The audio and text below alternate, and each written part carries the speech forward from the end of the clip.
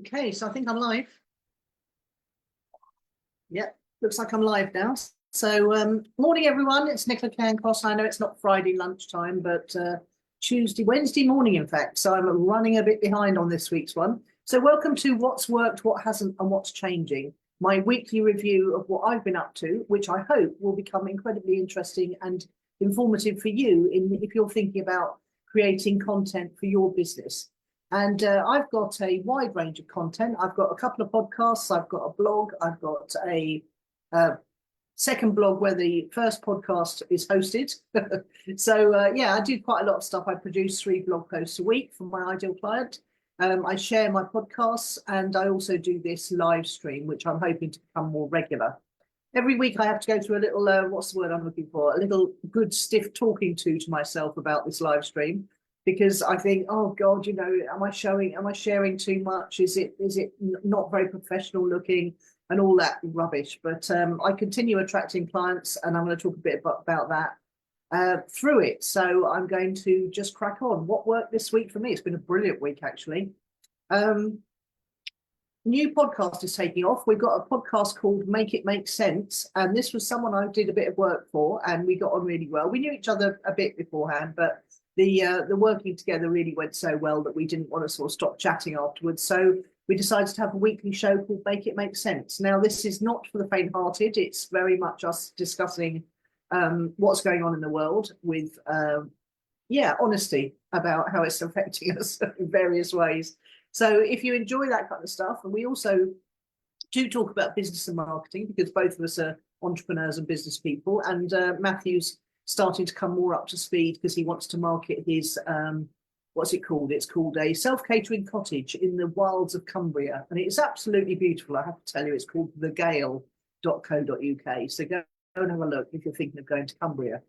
And Matthew and his wife Annette are very nice people indeed. So yeah, so that's working talking about that, and we've had a good what we're on episode 3 now plus the intro.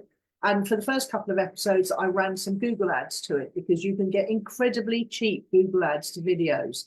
I know exactly how to do that. So if you're interested in boosting some of your videos, and the benefit of doing that is not because it's cheating, but because it tells that you're able to specify your audience. And that tells the Google, the YouTube, because of course YouTube is owned by Google, it tells the algorithm who your audience is. And on YouTube, it's all about the audience. It's not even about who subscribes or who watches, although watches do help. It's about the right people watching your videos. And so the sooner you can find your audience on YouTube, the better, and Google ads help in the early days. I'm actually thinking of running a few to some of my videos on my own channel, Nicola Cairncross, that didn't do as well as I thought they should have done, because I might be able to get them going. The other way to get you give new life to your videos is to change the thumbnail. And literally YouTube have just introduced the ability to split test thumbnails. So I'm always uploading at least 2 thumbnails now to see which one gets the best response. And yeah, that's a really nice feature, because the thumbnail is a big part of what makes people click on the video, as is the title. So if you've got a video that you don't think has done as well as it could have done, and you don't want to, you like the thumbnail, say it's a branded thumbnail, and you don't really want to change your brand or change the look of it, go and change the title. It might just give it a little boom and get it going again. You never know. So that's good. What else is happening? Oh, I've rediscovered the joys of outsourcing. I've had a couple of things this week that I just came to a dead stop on. One was I'm learning to use a new software called make.com, which is like it's like the superpower big brother of Zapier. And it's a bit technical, and I came to a dead halt with it. I couldn't understand what I needed to do, even though I was watching a how-to video and stopping and starting it as I was going. Basically, I needed to find someone on Upwork who knew how to use make.com and who could fix what I was doing that wasn't working. And I did. I found someone incredibly cheaply in, can't remember where he is now. Oh, Egypt. He was in Egypt. And he did a really good job. It took a couple of days. I thought to myself, it won't take that long, but if you know what you're doing, but it did take that long. And he did a great job. He had brilliant English. He was very friendly to work with. It was really cool. And it only cost me a few pounds, which, you know, really for my sanity and getting the job done, which I'll tell you about in a minute, was well worth the investment. The second thing I've outsourced this week is my analytics started telling me that I was getting absolutely zero visitors to my website, which, as I'm working quite hard on that at the moment in terms of adding content and making it look attractive, I was a bit peed off about, to say the least. So I went and found myself, I put a job on Fiverr and I put a job on Upwork to take a look at my analytics and tell me what was wrong, you know, what needed fixing. And for 30 quid, because that was what I was willing to pay, I thought to myself, what's this worth? Just to tell me what's wrong with my analytics, 30 quid. And yeah, he did a really good job. He produced 4 reports for me, and he's produced 4 areas where I can improve things so that I don't screw up my search results. And so I've asked him for a quote to fix it, because I'm really not, you know, I understand about robots, TXT files, but I don't want to get any more up close and personal with them than I am now. So yeah, so that's a really good way of outsourcing little jobs that you don't want to do yourself, or you don't know how to do yourself. What else happened? Oh God, I had such a good week last week with learning automation. I've basically learned, what was happening was I was creating the blog posts on a Monday, the 3 that I put out, and then I was having the podcast was going out on Tuesday, and the what worked, what didn't video was going out on Thursday. So I was having something going out every day. And then on Saturday, I would send the podcast to my mailing list. And on Sunday, I would send a newsletter to my mailing list with links to everything that had been going on. And yeah, it was taking a long time every day to share onto all the social media. And I did try one of those automated things, you know, what was I can't remember what I was using. Oh, Social Bee, I think it was. But it was really nice and it was really good. And it set up a sort of calendar. And I definitely noticed that the main thing I noticed was my profile views on LinkedIn were going up, because I hadn't been sharing anything on LinkedIn, so anything I was sharing was a bonus, and yeah, so that was okay, but it was not cheap, and I didn't really like the way it looked, so it kept firing things onto Twitter in a format that didn't look great, you know, it didn't include the picture, or it didn't include a link or whatever. And so it just wasn't doing the job. And I think it was also, I was very cognizant of the fact that if you put something through one of these automation things to share your content on social media, the social media platform doesn't like it much. So you don't get as big a reach as you would if you put it up natively. So I was going through an experiment phase of putting stuff up natively, i.e. going to each platform, copying and pasting the content, and then adding a picture, the one that corresponded to the blog post or whatever, and putting it up manually. But the problem was, this is a problem whenever I go on social media, I get horribly distracted. So, you know, basically I see what everyone, and you are supposed to do a bit of social media interaction. So I was doing that first, because especially on LinkedIn, if you put your own stuff up and then interact with other people's stuff, it shows other people's stuff in your profile after your stuff. So that wasn't good. So you have to do your interaction and then put up your own stuff. And what I was finding was I was getting so incredibly distracted with the interaction bit and writing replies to people and commenting on people's articles and things that I never got around to actually putting my own stuff up, and I ran out of time. So that wasn't great. So by using this automation, which is one of the ones I had to get the other guy to finish for me, but now I've got a template for it, I don't have to go anywhere near those social media platforms, so I can get on with creating stuff, which is the hardest bit. And that's what I'm doing right now, creating content. And it's the hardest bit to do later in the day. I find it's much easier for me to do first thing in the morning.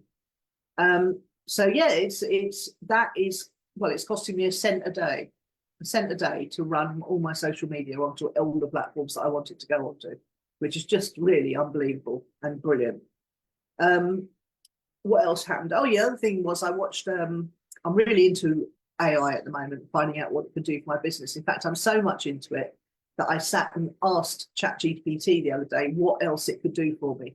And so it asked me loads of questions about my business, and then it told me all the things that I could consider automating through AI. So if you're an entrepreneur, a time-strapped entrepreneur, you really need to be looking at AI. It has revolutionized the way I work.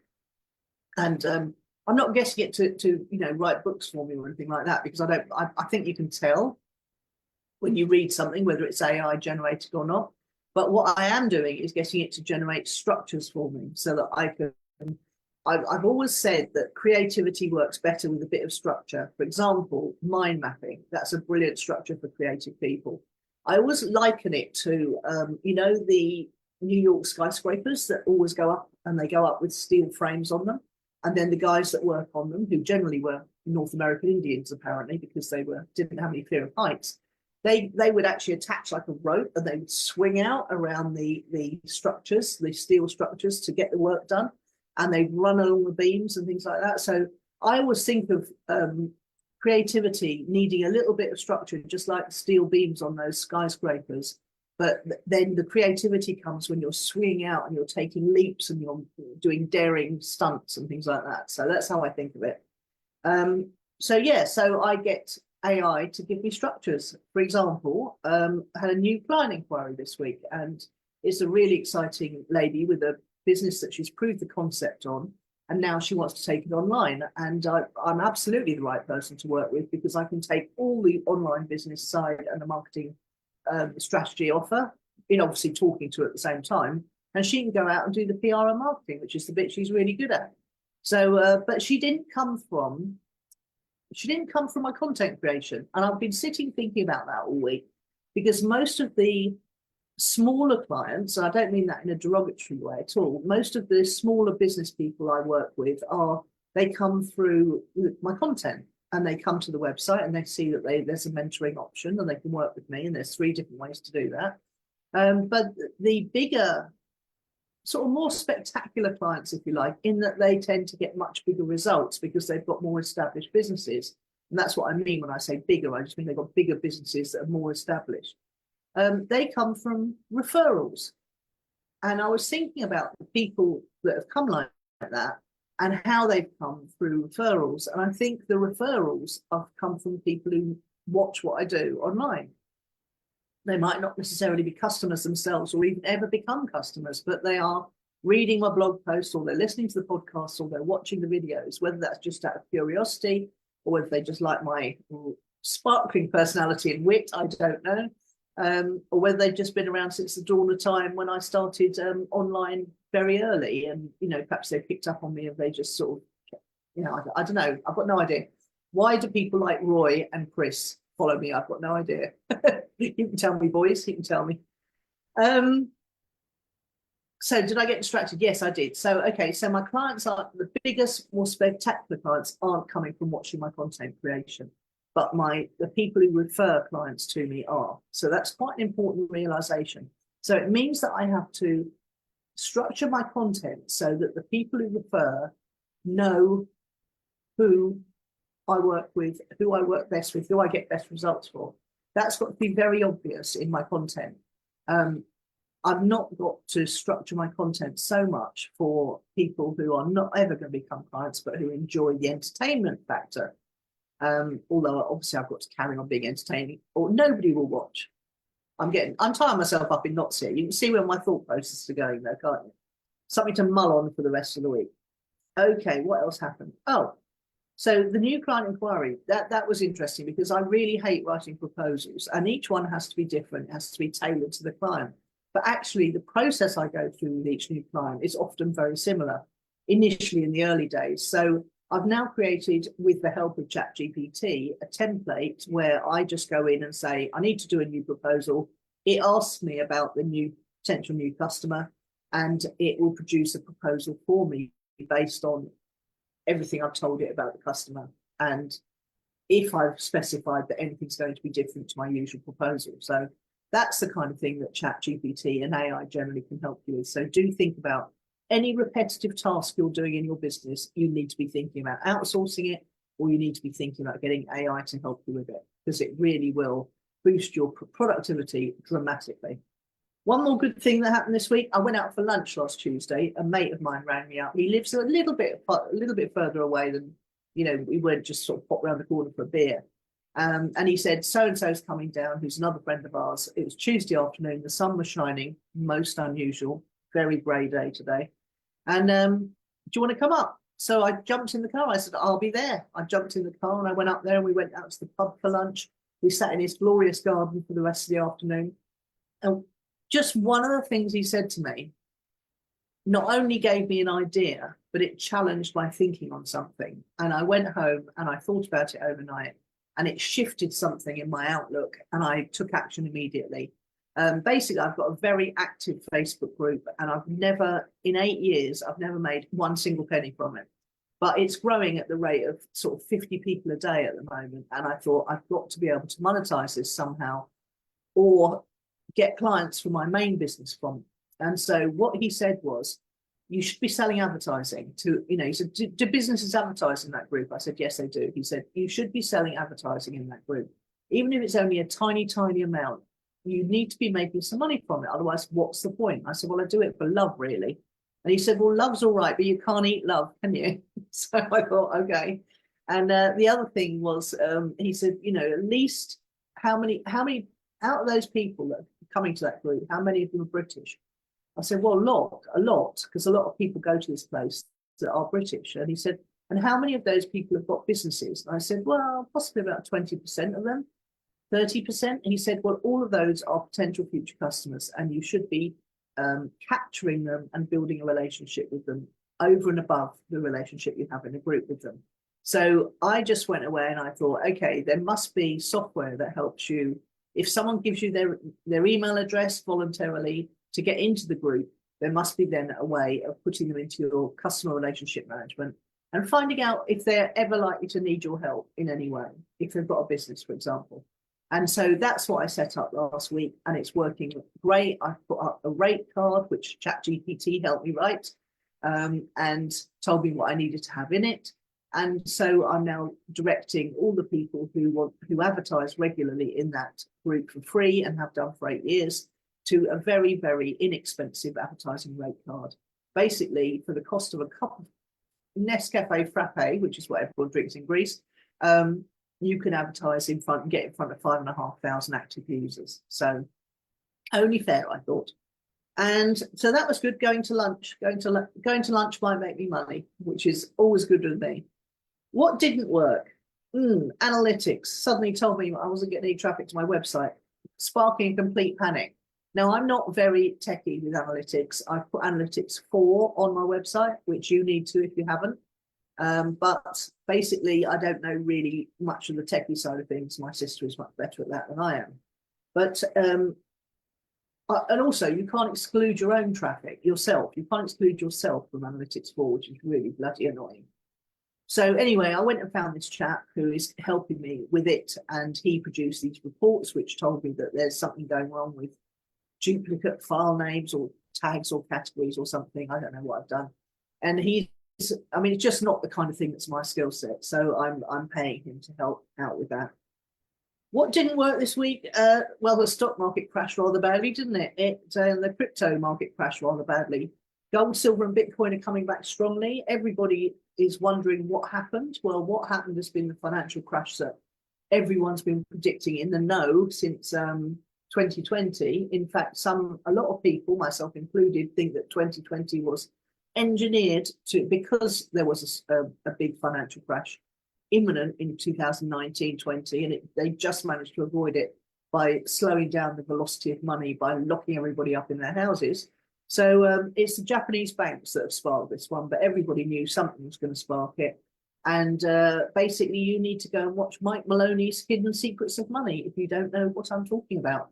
It's a short video series. It's really very entertaining because it's done in cartoon format with Mike speaking in between. And the other thing you need to do is get yourself a copy of Murray Rothbard's little book. See, tiny. You can read it. You can skip the forward. It's boring. What has government done to our money? This is oh, hang on. I need to put it near my face. 1 second.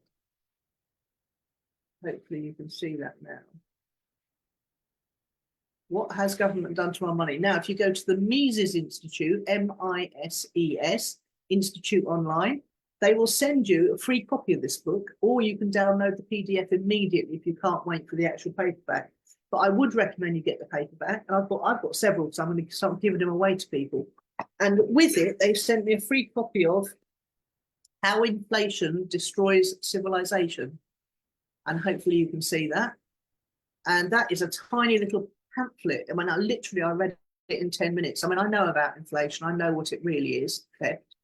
But basically, we lived for most of our civilization without any inflation. Inflation only came in when they started printing money. And if you want to know about all of this, just come along and ask me on my website.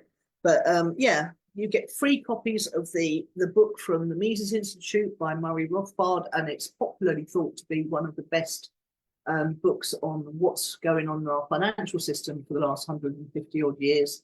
And you really need to clue yourself up quick because there's a big crash coming. Property as well. What else can I tell you? What's changing as a result of what went well and what didn't? I'm doing an organic growth sprint with my business mentor next week. He's extremely dynamic, and he is very he's an ex-fitness instructor, so he really keeps you on your toes. And I'm outsourcing my analytics fixes, and I'm thinking of doing a small Google ad campaign to just let Google know who should be coming to my website. I know pretty much what my key phrase should be, so I'm thinking about $5 a day, see if I can get some traffic, because Google does reward you. My Google search results have improved dramatically since I went to Google Search Console, what used to be known as Webmaster Tools, and sorted all that out. But also they do reward you if you run some ads to your website, even if it's just your own name or your main key phrase. They will reward you by showing you higher in the search results if you're running paid Google ads. I know, it's not great, but there we go. That's how it works. That's how life goes. So anyway, I hope you enjoyed this. I think we're probably about the 10-minute mark, if not a little bit further. So yeah, I'm hoping that this is going to be a once a week thing. I really will try, and I didn't want to let myself down by not doing one last week. So here I am, better late than never, eh? Let me know in the comments below if you enjoyed this, or if you've got any comments for how I run it's my personal accountability system, well, one of them. And if you've got issues with keeping yourself accountable, then do let me know in the comments, and I'll try and make some helpful suggestions for you. If you like any of this, come over to NicolaCairnx.com. And that's not a Freemason sign, by the way. That's just me letting you know it's Cairnx rather than Cairncross. And I'd be delighted to help you in whatever way I can. Speak soon. Bye.